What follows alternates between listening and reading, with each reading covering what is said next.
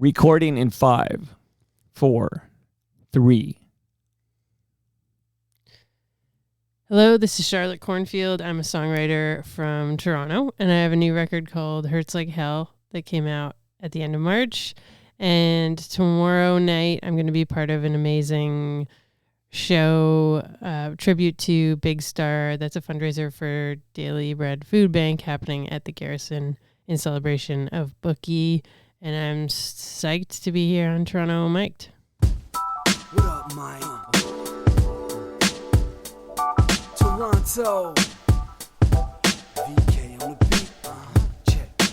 I'm in Toronto where you wanna get the city love. I'm from Toronto where you wanna get the city love. I'm in Toronto like we wanna get the city love. My city love me back for my city love. I'm in Toronto where you wanna. Welcome to episode 1897 of Toronto Mic'd, an award-winning podcast proudly brought to you by Great Lakes Brewery. Order online at greatlakesbeer.com for free, local, home delivery in the GTA. Palma Pasta.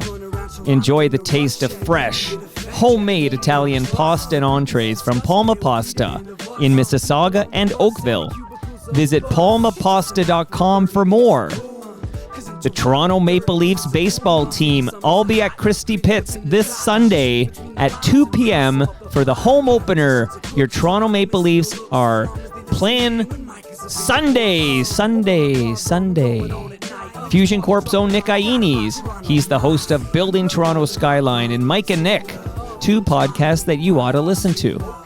RecycleMyElectronics.ca. Committing to our planet's future means properly recycling our electronics of the past. And Ridley Funeral Home, pillars of the community since 1921. Joining me today, making her Toronto Mic'd debut, it is indeed Charlotte Cornfield. Nice to meet you, Charlotte. Nice to meet you too. That name, Cornfield, that's the real deal, or is this a stage name? That is a beautiful name. It's my real last name. Okay. So, from a family of corn farmers, possibly the origin of that surname. Maybe way back, it was an anglicization of the name Cornfeld, which I think was more sort of like wheat farmer, German, Polish background. I don't know totally the history there. Sundown in the Paris of the prairies. Yeah. Okay, love the origin story, because Charlotte Cornfield is a pretty fantastic handle. Yeah, I got lucky with this style of music that I do.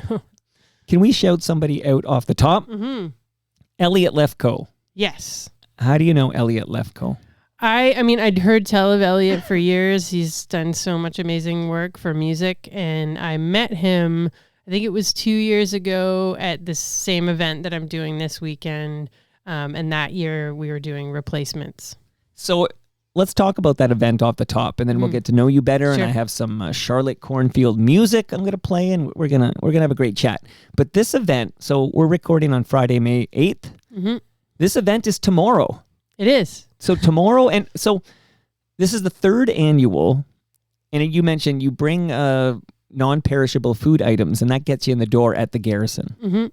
Yeah. So it's a great cause, and it's in memory of Dave Bookman. We'll talk about Bookie in a moment. But just so I get the facts right here, 2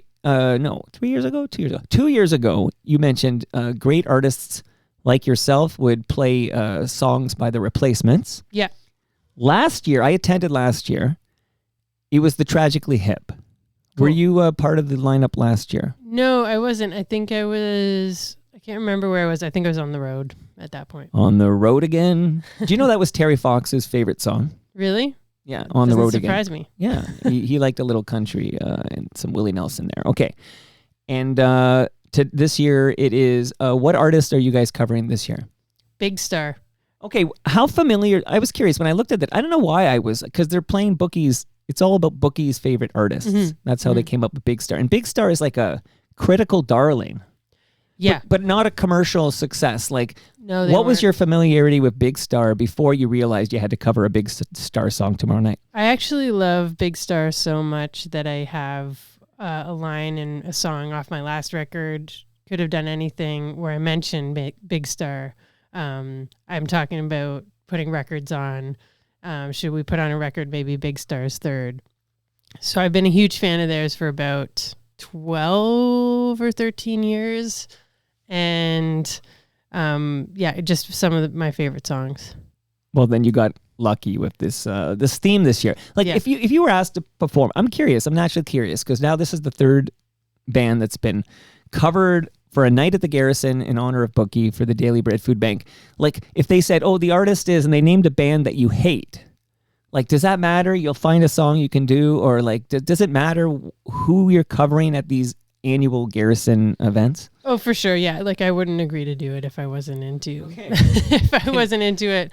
I'm totally Poor Bookie. He's support like, come the on. cause. It's one of my favorite bands. He's saying, come on, Charlotte. Well, yeah, it's more just like I'd be happy to attend and support, but if it wasn't going to musically resonate, it'd be hard. It'd be hard to pull it off. Are there, I mean, now I need to know, like, are there popular bands that you'd be like, nope? Well, I'm on Toronto mic'd, so I'm afraid to say this, but Rush. Okay. Don't be afraid. Listen, I think I'm in trouble with the Rush truthers. Like, I think I'm in their bad books because I've been saying that in subdivisions, the sample of there's a voice that says subdivisions. And I am all but certain, I don't have any proof or this conversation would be over, this debate would be over, but I believe it to be a sample of Mark Daly on City Pulse, which was the city TV news at the time. You're a much younger person than I am, so I'll have to tell you about City Pulse. Sit down. Grandpa wants to tell you about City Pulse, okay?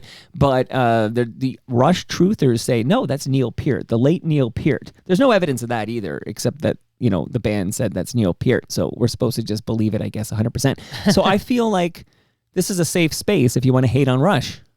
I mean, it's not that I want to hate on Rush. It's just that their music doesn't resonate. What about Spirit with Radio? me. Like that's got a bit of a reggae rhythm going on. Maybe you could do a nice little Charlotte Cornfield cover of Spirit of Radio. Well, I actually did cover Tom Sawyer in 2008 as part of a Music We Hate show.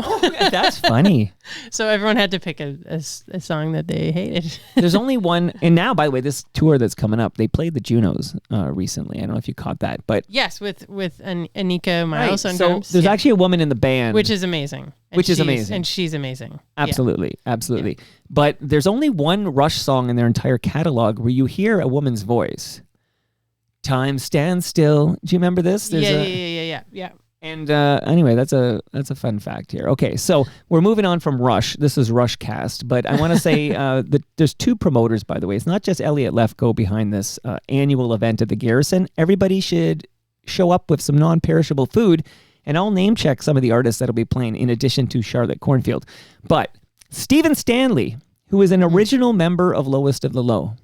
Yep. Do you know Stephen? I do know Stephen. He's a buddy of mine. Really, really sweet guy. Amazing musician. And yeah. So I agree on all the accounts. He's a sweetheart. He's been here multiple times. Love the guy. He actually came on once with Chris Brown from Bourbon Tabernacle Choir. I know Chris, too. Chris? Yeah. He's great. He's a Wolf Island guy. Mm-hmm. You been to Wolf Island? I have many times, yeah. See, I got to get my ass over there. All the actions on Wolf Island, but also got to name check Ron Hawkins, who it was nice to have Stephen and Ron touring together again. Yeah. I mean, I actually am not super deep on Lowest of the Low. Like Get out of my basement. I just like have not, it's not that I just haven't checked it out. Well, where were you in 1991, Charlotte I was Cornfield? 3. And I was living. Actually, I'm mildly surprised you were alive, to be honest. I thought you were going to tell me I was a glint in my father's eye or something like that. But okay, so I'm going to name check some of the artists that are joining you. But I wanted to shout out Stephen Stanley and Elliot Lefko that they do a great job on this. In fact, last year to promote this event at the Garrison, Brendan Canning, love Brendan, founding member of Broken Social Scene. I feel like they're having a resurgence. New record out today. Yes, that's right. I got that email. That's right. I'm going to see them this summer at the, what's it called now? The RBC Amphitheater. Yes. Do you artists have like a cheat sheet for what the hell is the venue I don't called? know what it's called. Same with Meridian Hall, Sony Center, O'Keefe, Hummingbird. Can't we just the Horseshoe Tavern, that's the name and we don't change it. Like we don't mess with it. Like that's the Rivoli, okay? The Rivoli the doesn't change its Rivoli name. talk about having a resurgence. Yeah. Nirvana, the band, Show the movie, right? Yeah. Yeah, there's an episode of Toronto Mike, Charlotte, your homework maybe on your way home. Yeah. I had on a guy named Barry Hertz, who's he covers movies for the Globe and Mail. Yep. We just did 90 minutes like on the origin story of Nirvana the band and the multiple series they had, the web series, the Vice TV series, and then the movie. Like this is a super deep dive into Nirvana the band, the show, the movie, and more. I called it Nirvana the band, the show, the movie, the podcast, and all the Nirvana the band heads should check it out. Cool. Yeah, I'm excited to check it out. And you're right. Rivoli is. I feel like a lot of that nostalgia has come back thanks to Nirvana the band. Like, remember Now magazine when it was this cool free weekly that you'd pick up and all this stuff. So, okay, you ready to run through some artists? Yes. And then after this, we'll get to know Charlotte Cornfield. But your job is to, I don't know, react to each. Even I don't know that person or I love that person, whatever. Okay, and if I mispronounce names, it's because I'm terrible. Okay.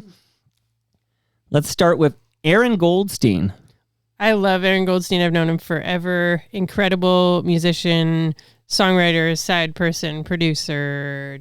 Amazing guy. See, I love this game because now that you've set the bar there, when you say something like, oh, he's fine, like we'll know that means, I don't like this person. Okay. All right, here's a band, FOTM band. That means Friend of Toronto Mike. You're now an FOTM yourself, Charlotte.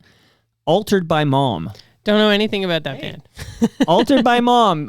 You're going to see them perform tomorrow at the Garrison. Okay, cool. I hope I don't butcher the last name. Anna Mernieks. Oh, yeah. Did I say the last name right? Mine. Yeah. Yeah, she's in Beams. She's got her own project. She's in Ace of Wands. And she is a fellow musician parent. I have a 3-year-old daughter, and she's got a son who's like a little over 1. So we've been chatting about that. Okay, I feel like Sky Wallace could join that crew. Yeah, Sky Wallace, also awesome musician. Although not on this bill. Oh, is she not? Sorry, I don't have my glasses on because I forgot my... No, I don't want you reading my screen anyways because all the real talk is there. I don't want you to know what's coming. But Craig Daniels. Craig Daniels, I feel like I met him in Montreal like years ago. That sounds like a song. Like I met him in Montreal. I think I met him years ago in Montreal, like weirdo, awesome, classic punk guy. Here's a name I can pronounce. Ready? Drew Smith. Drew Smith from the Bicycles. I love Bicycles. Yeah.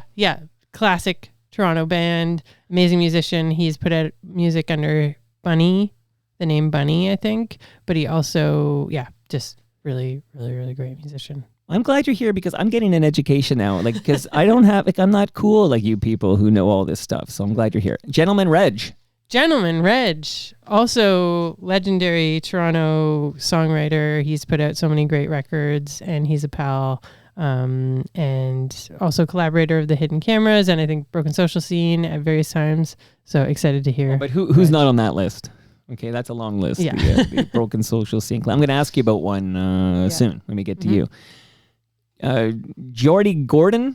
Yeah, Geordie Gordon used to be, when I first knew about Geordie, he was in a band called the Bar Mitzvah Brothers from Guelph, like way back in the day. But he's been putting out amazing records under his own name. He also plays with a lot of great bands like U.S. Girls and The Weather Station. Okay, and as far as I know, no relation to FOTM Hall of Famer Cam Gordon. I just threw that out for the listenership. Okay, Graven, Matty McKechnie, I think is his last name. That's right, yeah. Also a Wolf. I know him through like sort of Ottawa/Wolf Island people. Really sweet guy. Very sweet guy. He's also an FOTM, so I'm going to shout out the FOTMs here. Cool. Here's an FOTM, John Bora. I first met John Bora. He was doing sound at the Dakota, and probably about 2008 or 9, I met him, and then I realized he was an incredible musician in his own right. No, he's an absolute legend. Yes. Absolutely. Yeah. And many collaboration with a guy who's in the Bookie band we'll get to later, Ian Blurton, who's also a good FOTM, but we'll get to him. Okay, John Critchley. Oh, he's on the lineup. Awesome. The way that I know John is that he owns a studio that I rehearse at called Green Door on Sororan, but I know that he's also made records for a lot of people, like Dan Mangan's first record I think he made. You know, that's a great old folk song, Behind the Green Door. But I learned that song. This is a strange story. Is that I know that song because I owned a Mini Pops album when I was a little boy. And on that Mini Pops album was a kid covering the Green Door. Okay, so cool. The songs Stupid Cupid is another one I knew. I know that song, yeah. But I only knew it from Mini Pops. Like, you don't hear Stupid Cupid in the wild too often. But Stupid Cupid, stop picking on me. Okay. back to the list here, because here's another FOTM. This will tie into somebody I'm going to ask you about in a moment who's aligned with Broken Social Scene, but also by divine right, of course, Jose Contreras, FOTM, Jose. Yeah, I know Jose by Divine Right. Also, such a classic Toronto band. Known Jose through the scene for years, and he's also a really lovely guy. Josh Salter. Don't know Josh. Josh, we apologize. We need to learn more about Josh Salter. Katie Cruel. Katie Cruel, Kate Boothman. She's so awesome. I think she lives in Coburg, but I saw her at this event a couple years ago. The Replacements one. Yeah, exactly. Okay. Here's a guy who just made his Toronto Mike debut earlier this year because he's behind the new documentary that is about Nash the Slash. I'm referring to Kevin Byrne, but he's there with Rebecca Campbell. Rebecca Campbell, I know through, I feel like she makes like kind of avant-garde. She's in the jazz. Cut Flowers? Yeah, don't know Cut Flowers. Okay. But you know Kiwi Jr. I do know Kiwi Jr. Yeah, they're an awesome band. I've played with them before. Okay, we're going to cook with gas here. I feel like it's going to be 90 minutes on the lineup, and then I'll say goodbye. I'll give you your stuff, and you'll get out of here. Christy Lane St. Clair. Yes, I met her, I think, through Kevin Drew from Broken Social Scene. And yeah, she's a really cool person. I'm working on getting Kevin Drew on Toronto Mike because, of course, the new manager of Broken Social Scene is none other than Jake Gold. Did you know this? I did know this, I think, yeah. Okay, well, Jake's a bud. Cool. I need Kevin Drew on Toronto Mike. Okay, so Kyla Marlena. Don't know Kyla. Lee Rose. Lee Rose, also from Ace of Wands. Awesome band. She's great. Mad Folk. Don't know Mad Folk. Nightmares in the Afternoon. Don't know them either. Oh, no, I'm just telling you about my day yesterday. Full of nightmares in the afternoon. Okay. Nixon Boyd. Nixon Boyd from Colorado.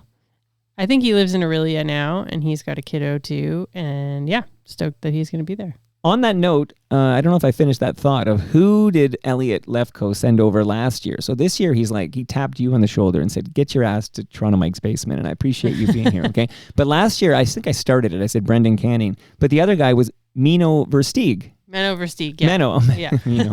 Menno. He had a fake name too. It'll come to me at some point. Oh, Mav Carlo. Yes, there you go. Yeah. Mav Carlo. Okay, for people like me who can't say Menno or Mino. Okay. So, shout out to Colorado. Piner, Clea is from Kingston. She's an amazing young artist. I love her songs. I can't wait for the first name I say and you're like, yeah, I know them and they suck. Okay. The Rural Alberta Advantage. Easy for you to say. I've met all of those folks. We've gotten to know, well, I guess we don't know each other well. We've just kind of orbited for a number of years, but they're a cool band. Okay.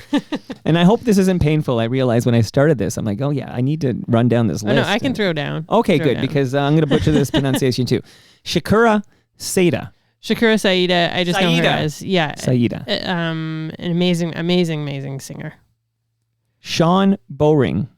Sean's the owner of the Garrison. And I don't know if you've ever seen the movie Roadkill. Of course I have. Yeah. He's the star of that film. So, it's because there's a McDonald, right? These are... I think it's Bruce McDonald. And Bruce Joey McDonald Ramone films. is in that movie. So, I'm thinking now of my friends in Acid Test who had a great song called Mr. Skin that shows up in, I think it was Highway 61 Revisited. Is that like a sequel to this or whatever? I don't know. Okay, this whole universe is totally rad because that's what gets us, I think that leads to Hardcore Logo. Did you ever see Hardcore Logo? How have I not seen Hardcore Logo? I don't know, but I haven't. Okay. And the character Billy Talent, played by Callum Keith Rennie, which of course is eventually a band from Streetsville would name themselves after that character.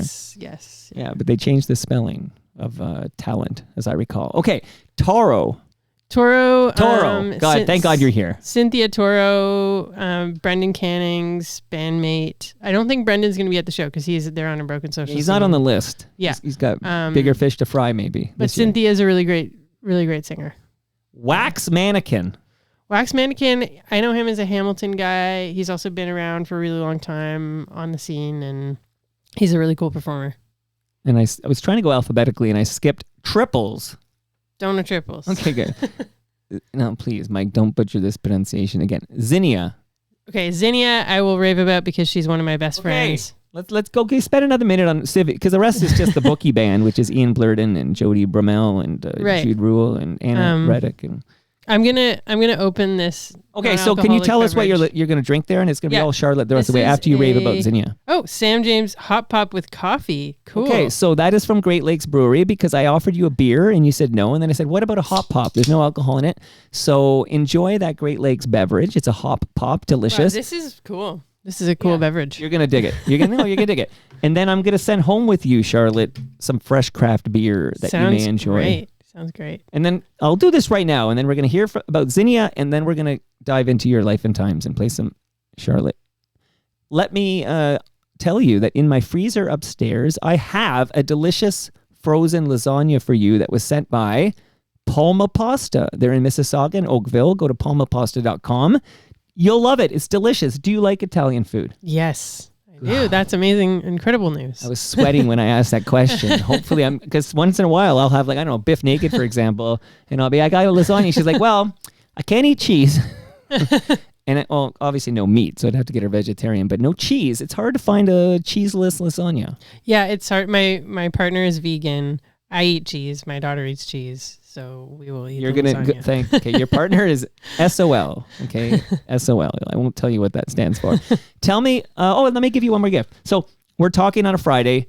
Your event at the Garrison for a good cause in memory of Bookie is tomorrow. That is Saturday, May 9th. I actually am committed to be at the Danforth Music Hall because I went last year and I would definitely bike to the Garrison. It's so close. But I've decided I'm biking to Danforth Music Hall because I'm going to see Lowest of the Low because they came over to talk about 35 years since Shakespeare My Butt. And it's awesome. But I will be there in spirit. But I want to give you a book about the history of Toronto Maple Leafs baseball because the home opener is Sunday, 2 p.m., Christie Pitts. No ticket required. I want everybody to get off their butts and get to Christie Pitts for 2 o'clock. Let's see what UCL Puig can do at Christie Pitts. I love this because I grew up really close to Christie Pitts, and I would go to those games sometimes. Amazing. Yeah.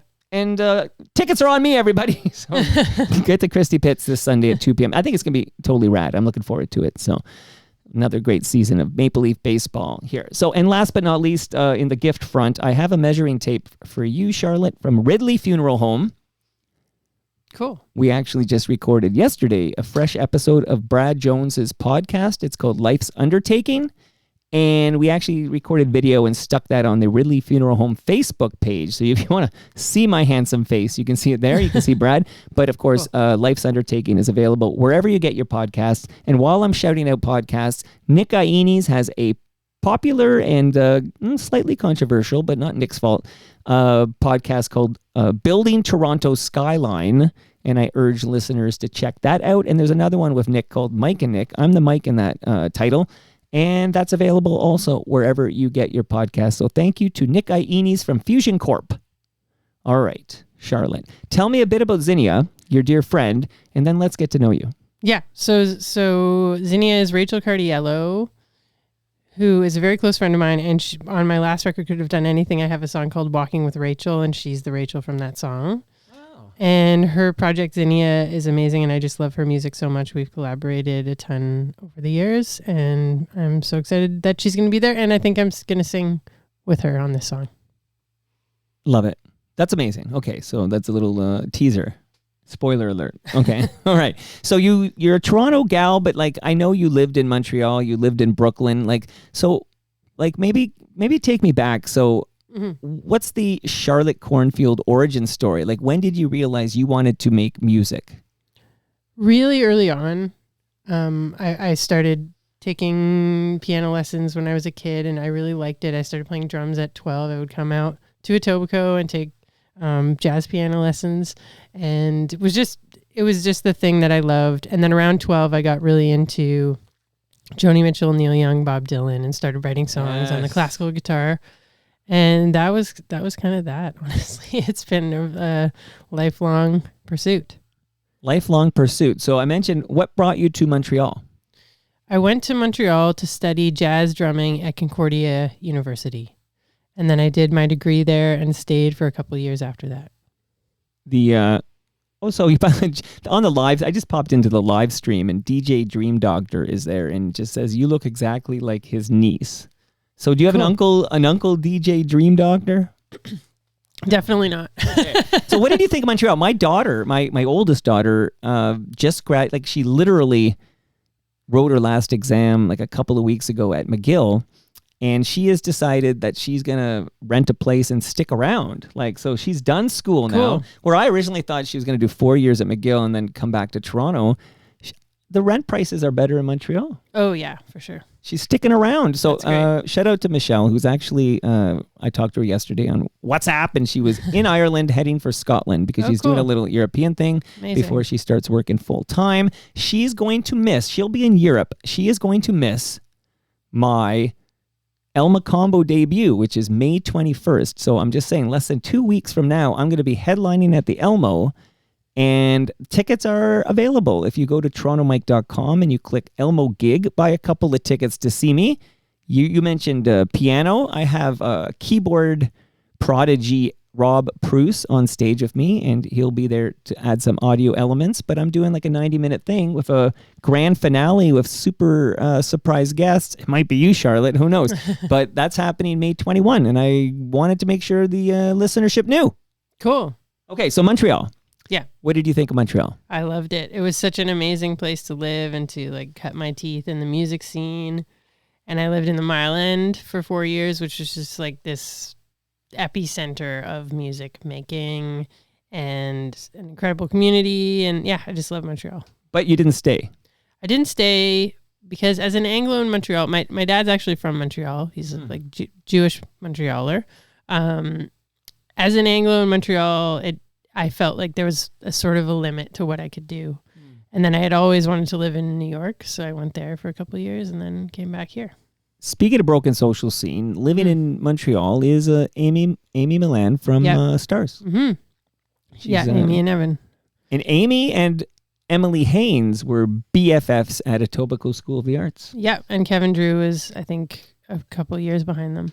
And that's why because I'm going to ask you about Brooklyn in a minute. And I keep hearing about Metric, this New York band. And I feel like I'm becoming a Metric truther who needs to remind people that this is actually a Toronto band. Who says that Metric's a New York band? I've never heard anyone say that. Emily's doing press and talks about coming back to where it all began, New York City. She's definitely spinning Metric as a New York band. I'm telling you, I'll send you some links. There, I think. No, they formed here, then they go there, and they absolutely are in New York for that whole, Strokes explosion and all that jazz. Everybody, this is well documented. Then they come back here, and they've been here ever since. That's a Toronto band formed here. Yeah.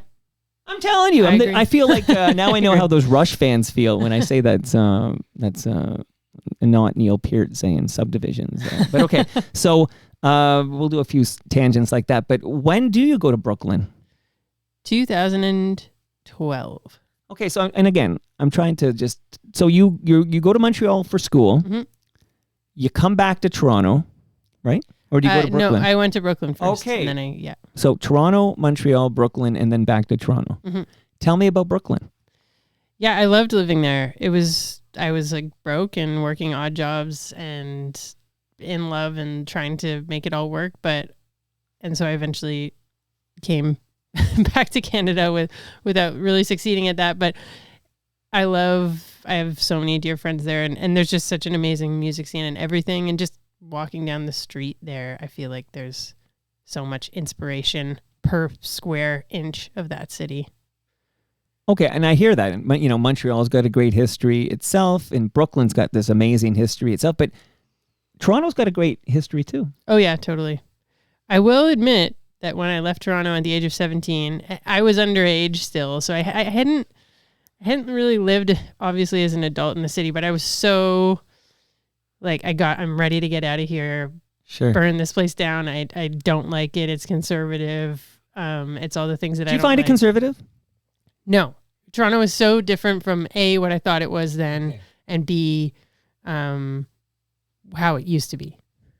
I think it's an amazing city with so much going on, and a lot of a cost of living crisis and a lot of things, a lot of challenges, but the community, the life, everything in the city is I love it so much.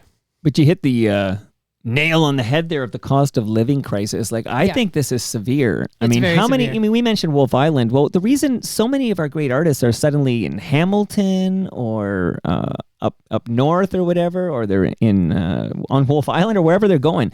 Toronto is an expensive place to live right now, and it is very difficult as a Canadian musician who isn't named, Gordon Lightfoot or whatever, to make a living. Like, I feel for you. Yeah, I mean, yeah.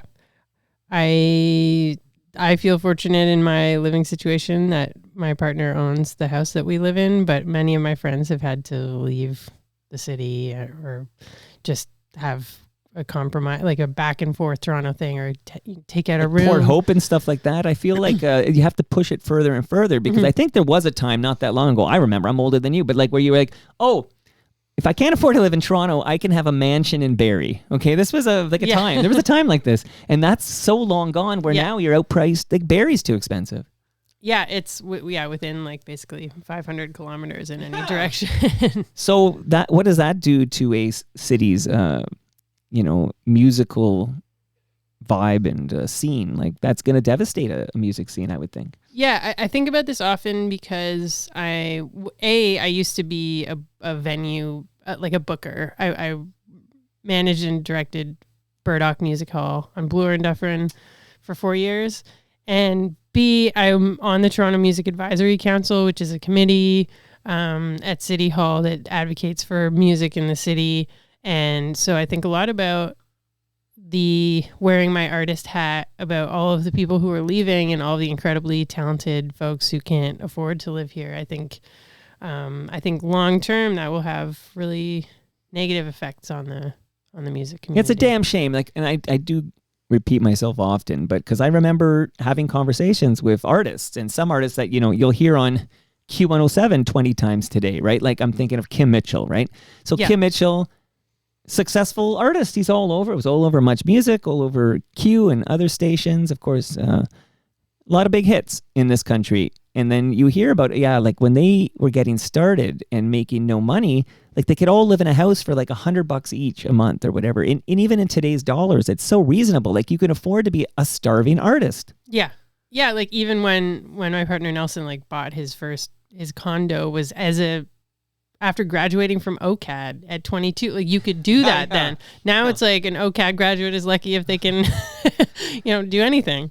Oh, and even we peaked, I think it was a few years ago, this real estate peak, and we have come down like a titch. Like, I kind of monitor it, as a hobby or whatever, but you're still, if you, even today you need something like, you'll need at least $600K or something if you want to buy something like something tiny. The barrier for entry is just, it's extreme unless people have wild salaries or family. You need you know what?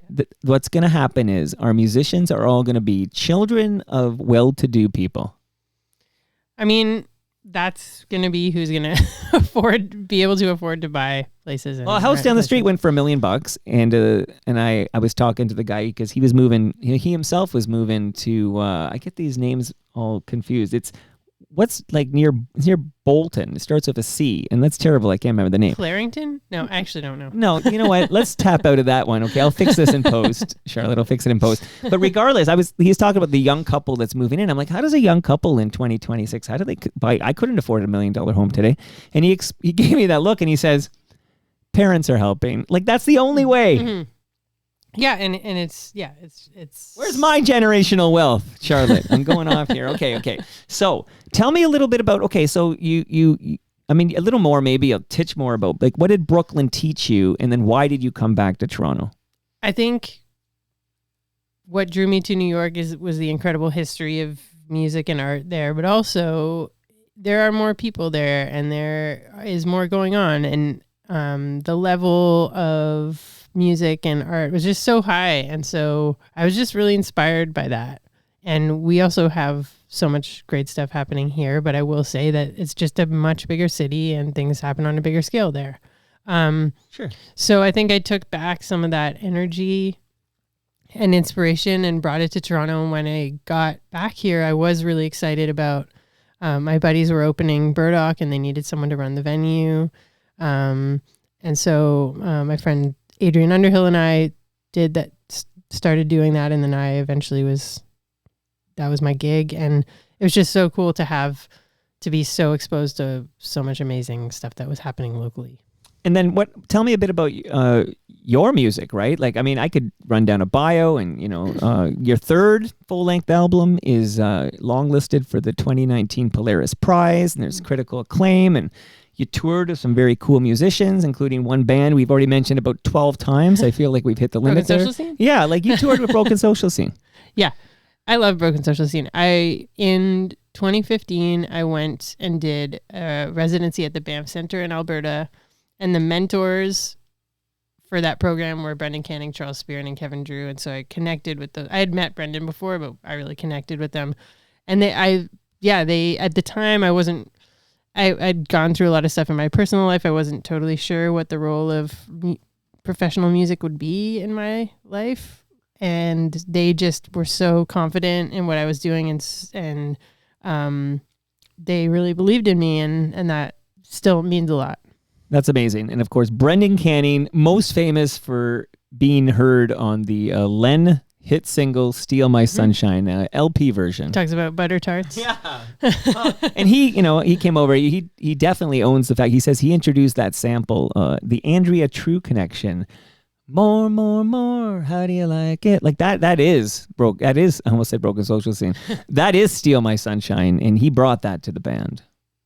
Yeah, I mean, I don't know too much about the history of it. I'm telling you now, Charlotte. But I did text him once. I was on tour, and I was in a grocery store in Columbus, Ohio, and and Steal My Sunshine came on, and I texted Brendan, and was just like, every time I hear this song, I think yeah, well, me too. One of the great Toronto singles in terms of pop hits. Yep. I can't argue that. Okay. But shout out, because I'm going to see him on Sunday, shout out to Snow and Informer, which did go to #1 on the Billboard Hot 100 for 7 weeks in a row. Wait, is Snow coming here? Well, Snow's been here. He's coming back here. Oh, cool. I hung with him.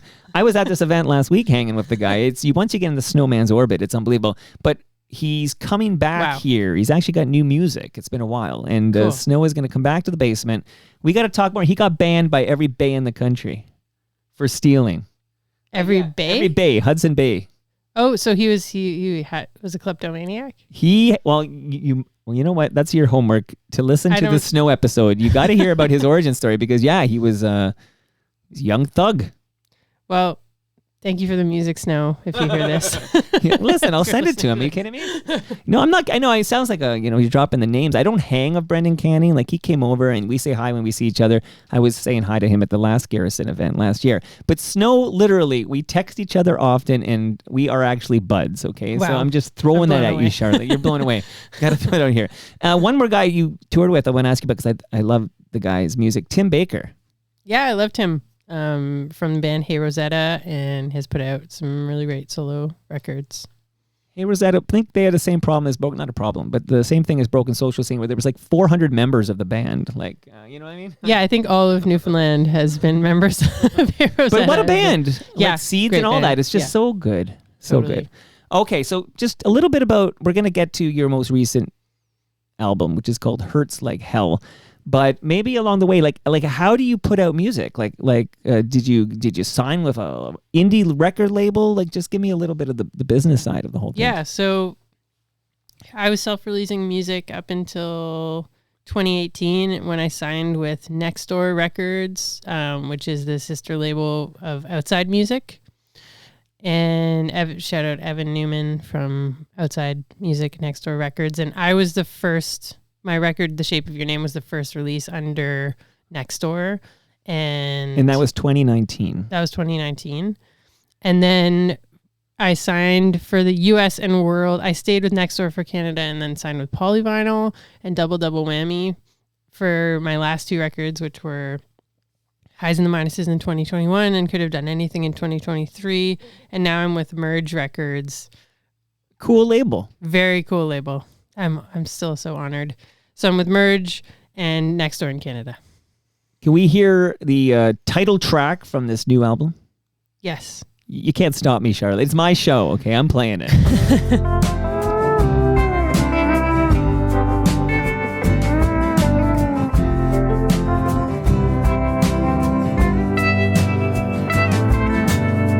It took a lot for you to drive over. It took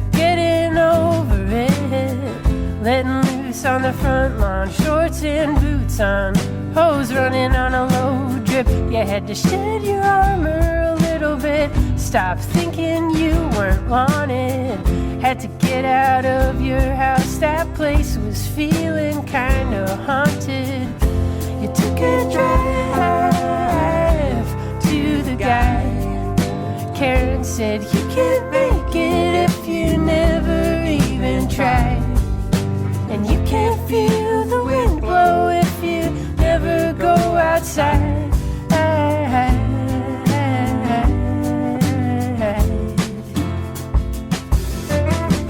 You could get out of your shell for a minute, you could even rebel for a minute. So hard to tell when you're in it, 'cause it hurts like hell when you're in it.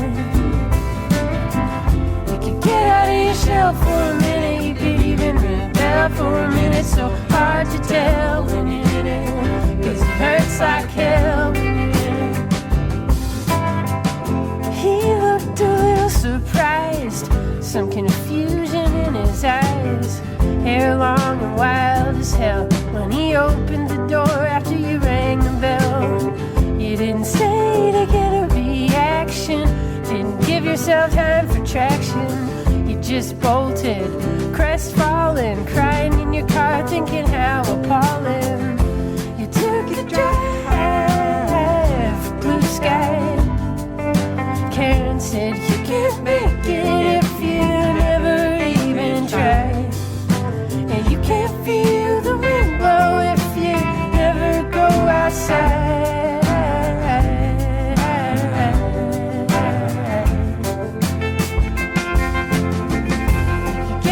Charlotte, as God is my witness, I plan to play 30 seconds and fade it down. But this song slays, man. This is great. Thank you. Who's the other voice with you? That's Buck Meek from the band Big Thief. Tell me a little bit about Hurts Like Hell. Is this autobiographical? What's hurting you? This song is, I wouldn't say it's autobiographical because I sort of made up the story, but it is in the sense that I can relate to the emotions. But really it's about somebody who is trying to get over their, just like self-loathing and like confident. They're in a crisis of confidence, but they're trying to put themselves out there, in this case, in a romantic way that is reciprocated. And I just like the story of it. It's kind of I think it's a really nice story. You could get out of your shell for a minute, you could even rebel for a minute. So hard to tell when you're in it, 'cause it hurts like hell when you're in it. You could get out of your shell for a minute, you could even rebel for a minute. So hard to tell when you're in it, 'cause it hurts like hell when you're in it. It just hurts like hell when you're in it. It just hurts like hell when you're in it. It just hurts like hell when you're in it. Yeah, it hurts like hell.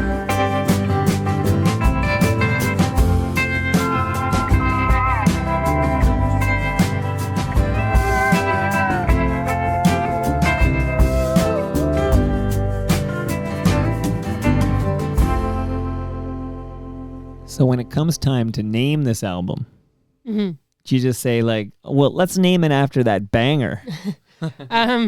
Not really. I was trying to think about what sort of summed up the sentiment of the album, and I thought it was kind of funny because this song's obviously called Hurts Like Hell, but there's also a song about childbirth or the moments right after childbirth, which hurts like hell. And then just this idea of that things hurt like hell. It hurts like hell when you're in it, but then you move to the other side, and I really see this record as being written from being on the other side of something. So we haven't mentioned her name yet. We've been teasing that there's somebody else associated with the broken social scene that we're going to talk about right now. But I get these press releases, and one of them was talking about who's being inducted into the, I got to get the title right, Canadian Songwriters Hall of Fame. I think Canadian Music Hall of Fame. See, I knew I'd butcher that. That's why you'd make a great co-host, because you'd be like the Robert Lawson I've been looking for, fact-checking me left, right, and center. But so a band I've always loved. Like I said, I'm much older than you. I was around for when Up to Here dropped, okay? But the Tragically Hip. Mm-hmm. So I'm like, oh, the Tragically Hip are being inducted. Okay, that's pretty cool. You know, speaking of Jay Gold. And then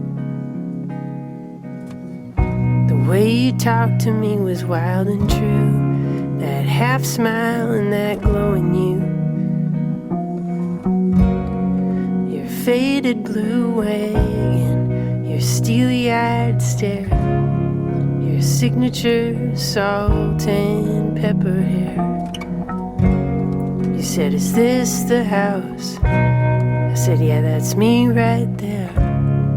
But I didn't get out.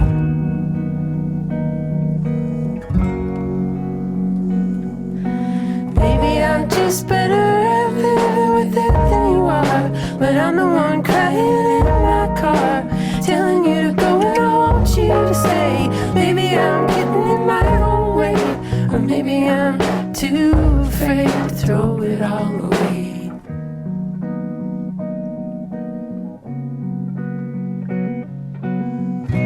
I remember where we were when you said it. I'll never forget it. I remember everything about our whispered calls when everyone else was asleep.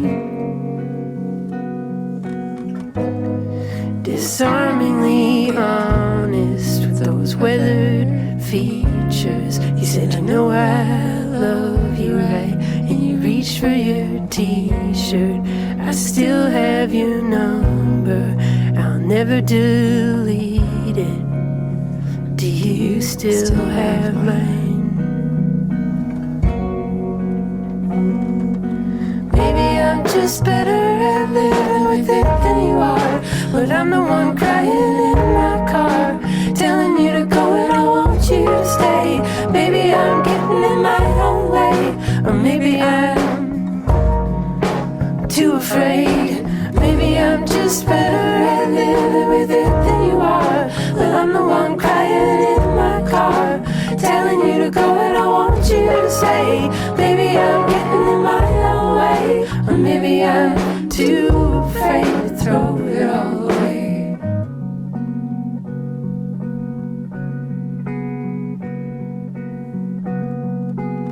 Charlotte Cornfield, as you listen to this in the headphones right now, I want to know, what are you thinking? I still am pinching myself that Leslie is singing on it. It's just, I still hear it and I'm like, what? how did that happen? It's cool to hear. But it happened. I just heard it. Yeah. This is real life. No need to pinch yourself. We're here. If this was a fever dream, I'd be a lot more handsome here. Okay.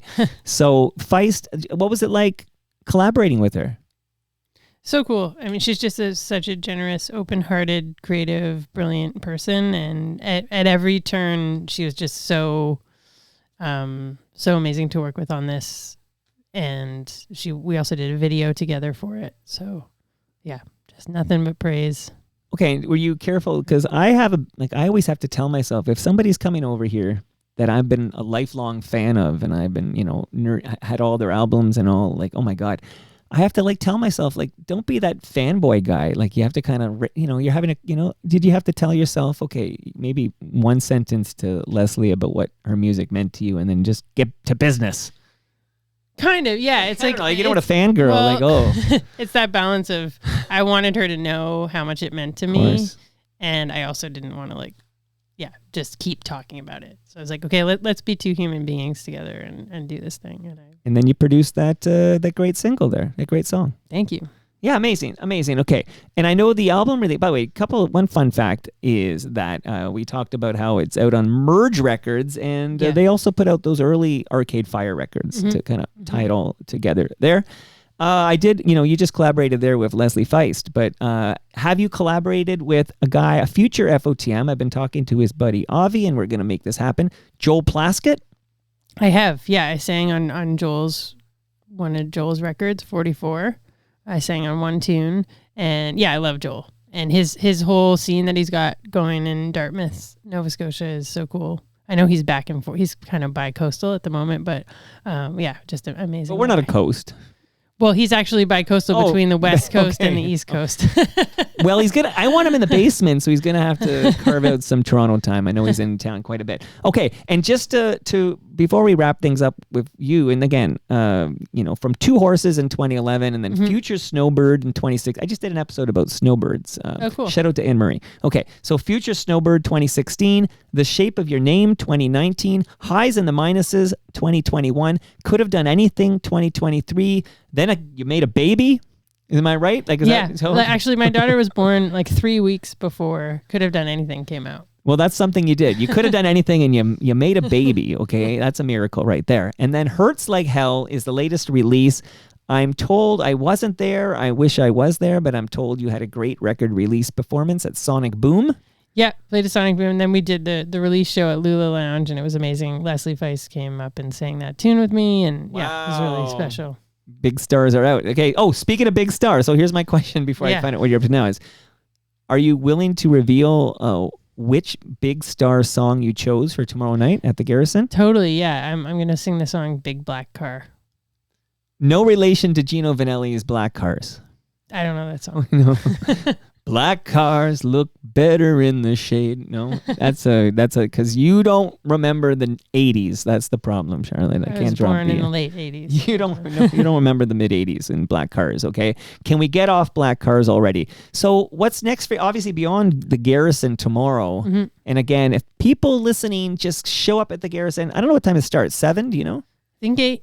8. Okay, so you bring some non-perishable food items for the Daily Bread Food Bank, and that is your ticket, okay? That is your ticket in the door, and then all those artists we name-checked off the top are going to perform big star songs in honor of Bookie. Did you ever meet Dave Bookman? No, and I'm sad I didn't, because by all accounts, he was such an incredible person, but I'm so aware of his impact on the scene and everything he did for artists. I have maximum respect for the man. I also did not meet Bookie, by the way. I had maximum respect for the man, but he didn't like me. So I know it's sort of a weird dynamic. That he didn't like me because of something I wrote when he was released from his duties at 102.1 before he ended up on Indie 88. He didn't like something I wrote, and he let me know, and then denied all my nice invitations to come chat about his great career. But I was always a Bookie fan, so much love to Bookie, and I'm glad Elliot Lefko and Stephen Stanley are putting on this event every year. I hope next year they don't do Rush, because Charlotte Cornfield will not participate. All right, so love the new music, love the old music. I actually pulled more songs to play, but I see the clock here, and I'm wondering if you could tell us what's going on beyond the Garrison tomorrow. For sure, yeah. So I have a bunch of summer festivals coming up. Arts Wells, Hillside, Northern Lights in Sudbury, something in Calgary. Yeah, just a bunch of Canadian summer fests. There's going to be a tour that'll get announced in June. That's a bigger tour, mostly U.S., but some Canada stuff. Oh, so you'll do that, eh? Because I have had, speaking of lowest of the low, they won't cross the border right now. And a member of Sloan came over to say he's not crossing the border right now. So Sloan, which member? Andrew Scott is the member who is not crossing the border. He says, control your dogs, America. Don't invite me over till you control your dogs. I agree. But you got to make money. I got to go there.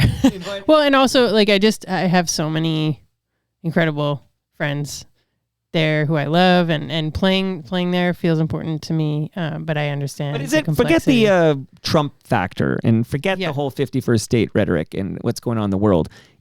Is it tough because the rules are different for the Canadian artist who goes and plays in the States versus the American artist who comes up here? Is all that rigmarole difficult to navigate?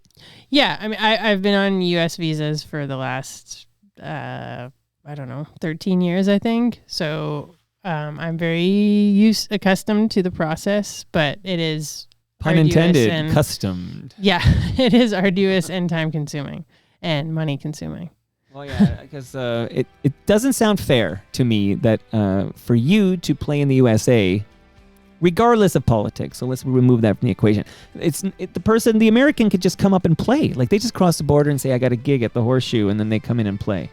I think it's somewhat more complex than that. Okay. I think they need a letter. I may be misled or something, but it's much easier for the Americans to come up here to play than for the Canadians to go down there and play. Yeah. All right, well, listen, I just met you, and I really, really like you. I just want you to know, Charlotte. Thank you. So nice to chat. Thanks for having me on the cast. And continued success, and I can't see you tomorrow, but I've got to catch you. Because I love what I hear in the headphones, and I can't wait to see you perform live. Thank you. And don't leave without that lasagna. Oh, and a pro tip. I don't think I dropped this earlier, but I want to make sure you know Charlotte and all the Charlotte heads, all the Cornfield heads out there. I love that surname. I guess I mentioned that off the top. But I want to make sure everybody knows that if you have old cables, old electronics, and old devices, maybe you've got some old phones you haven't worked in years, don't throw that in the garbage because those chemicals end up in our landfill. So please go to recyclemyelectronics.ca. Put in your postal code and find out where you can drop all that off to be properly recycled. You got it, Charlotte? I got it. Awesome. And that brings us to the end of our 1897th show. 1897. Go to torontomike.com for all your Toronto Mike needs. By the way, Charlotte, you're going to hear a little bit of Black Cars in this closing theme. I'll tell you when it comes up, okay? Elmo gig is May 21. That is less than 2 weeks from now. It's Rob Bruce on stage at 7 p.m. Doors open at 6:30. Rob's on stage at 7 playing stuff on his keyboard. Maybe he'll play. Who knows what he'll play? But then at 8 o'clock, I grab the mic, and I don't give it up till 9:30 when special guests join me for a grand finale. I'd love to see you there. Like, I'd love to see anyone there. I hope it's not an empty room, Charlotte. Have you ever played to an empty room? Oh, yeah. Well, I'll be in that mom's group with you commiserating if that happens to me here. Okay, so I'm going to thank some partners and then hopefully nail the Black Cars by Gino. This is performed, by the way, by Rob Bruce, who I've mentioned several times. But the partners that made this all possible include Great Lakes Brewery. You got your beer. That hot pop was good? Yeah, it's good. It's cool. Beautiful. Palma Pasta. I've got your lasagna, but your partner doesn't get any.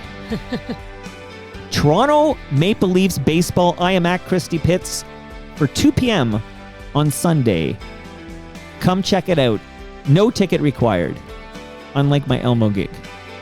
Nick Ianni's, recyclemyelectronics.ca, and of course, Ridley Funeral Home. See you all next week. Oh, so this is the subdivisions by Rush we talked about. It's all these Easter eggs. Okay. So we just talked about that. That's Mr. Dress Up. I know Mr. Dress Up. Okay, cool. That's the Zit Remedy from Degrassi. Mm-hmm. Snake, Wheels, Joey. Yeah. I have a song called Wheels, about wheels. Oh, saddest story. Saddest story. Yeah. We'll talk about it when we take it. Here it is. This is Black Cars by Gino Vanelli. This is the polka dot door. Mm-hmm.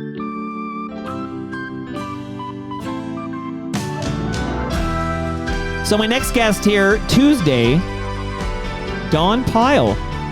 Shadowy man on a shadowy planet. And isn't he also a barber? And he's also a barber. Maybe he'll cut my hair.